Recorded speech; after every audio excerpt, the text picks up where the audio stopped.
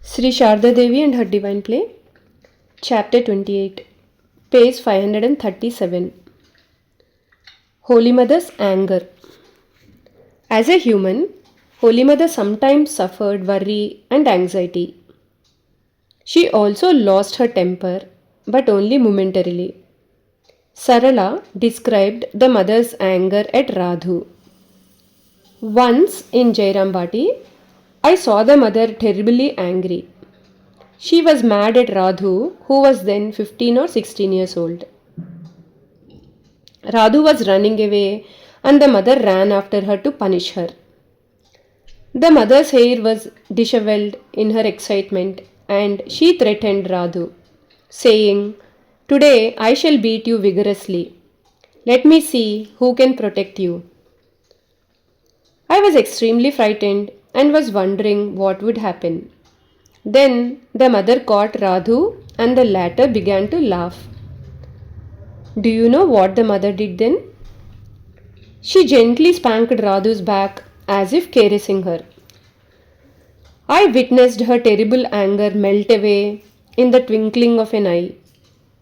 I could not help myself and said to her, "Well, mother, what have you done? You were so angry, and now this is the outcome." The mother also, the mother was also laughing by then and said, "It is enough. If I punish her, could anyone protect her?" Her anger was like a performance. Holy Mother's compassion for the poor. Next to love, sympathy is the divinest passion of the human heart, wrote Edmund Burke.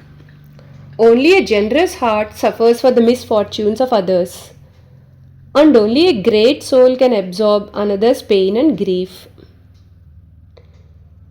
In his memoirs, Swami Ishanananda told the story of Lakshmi Das, whom Holy Mother called Maji Bao, because her husband was a Maji, a boatman.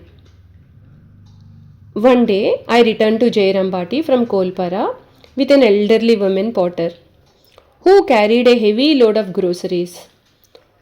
She put down the load from her head and bowed down to the mother. The mother asked, "Maji Bao, why have you not come here for a long time?"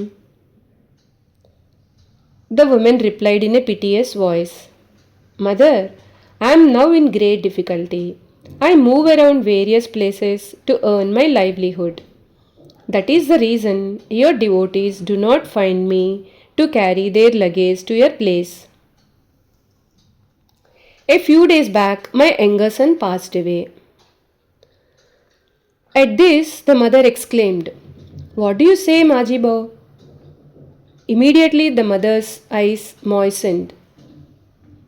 Having the mother's empathy, that woman gave way to her grief and cried out loudly. The mother sat down near her, pressed her head to a post of the veranda, and began to cry loudly. Hearing her cry, all the men and women of the household rushed there and were dumbfounded, seeing that sight. Thus, some time passed. When the intensity of their grief subsided a little, the mother asked Mandakini to bring some coconut oil. When it was brought, she poured it on the woman's head.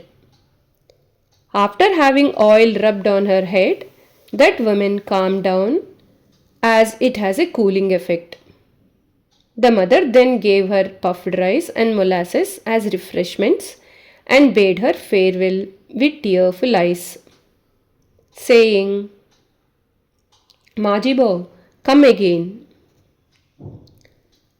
It was evident how that woman had been consoled by the compassionate conduct of the mother. Maji Bao and her husband Jogendra Das had their home in Haldi, a village close to Jayarambati, where many low-caste people lived.